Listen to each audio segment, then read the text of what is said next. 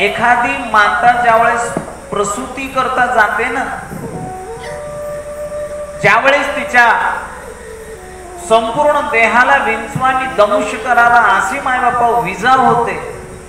प्रसूतीच्या काळात साध्या नाही आहेत, त्या मातेलाच माहिती मायबापा. आणि त्यातल्या त्यात जर उदरातलं बाळ जर आडवं झालं मग तर सांगायलाच नको. अशी माता मायबापा अकांत करत होती, तो त्रास सहन करत होती. आणि तो अकांत सहन करणाऱ्या, त्रास सहन करणाऱ्या मातेला ऑपरेशन थिएटर मध्ये नेलं. डॉक्टरनी खूप प्रयत्न केला त्या बाळाला सरळ करण्याचा, पण शक्य नाही झालं. शेवटी डॉक्टर धावत पळत बाहेर आला. त्याच्या हातामध्ये एक कागद होता आणि त्या डॉक्टरनी बाहेर येता विचारलं, त्या पेशंटचा नवरा कोण आहे, लवकर या, वेळ नाहीये.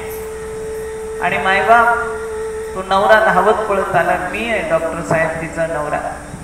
हा मग हे बघा, आता 2 जीवांपैकी एकच जीव वाचवता येईल आम्हाला, एक तर तुमचं बाळ नाहीतर तुमची पत्नी.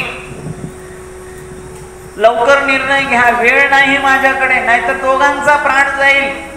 मूल पाहिजे असेल तर इथे सही करा, पत्नी पाहिजे असेल तर इथे सही करा. तो बाप माय बापा विचार करतो, पत्नीच नाही राहिली तर त्या मुलाला कोण जगवेल, त्या मुलाची कोण संगोपन करेल. त्यापेक्षा ईश्वराची कृपा असेल तर पुढेही होईल बाळ मला. म्हणून तो डॉक्टरला म्हणतो, डॉक्टर ते बाळ मेलं तरी चालेल पण माझी पत्नी जगवा, म्हणून सही करतो. तोच डॉक्टर आतमध्ये जातो माय बापा, आणि आतमध्ये जाऊन तो डॉक्टर त्या माऊलीला विचारतो, ऑपरेशन थिएटरच्या त्या स्ट्रक्चर वरती बसलेल्या पडलेल्या माऊलीला विचारतो, ए बेटा का डॉक्टर झालं असेल माहिती नाही, माझ्या पुढे धर्मसंकट येऊन उभं राहिलंय, मला तुला विचारावं लागतंय.